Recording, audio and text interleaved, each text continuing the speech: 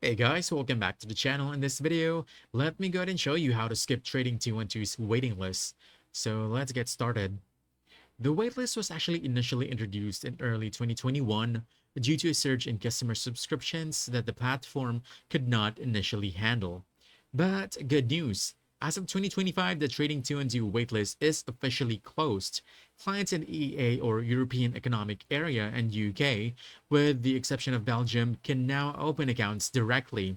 So, as of speaking, the waitlist has since been discontinued. Keep in mind though, it's not yet available to all regions, but you can check if you can now create yours. As you can see, I already have mine. As for regions where the platform still isn't open, there's no published workaround to skip or bypass the waitlist. All we can do is wait for further update. And that's it. If you found this helpful, don't forget to hit that like button, subscribe for more quick guides, and I'll see you in the next one.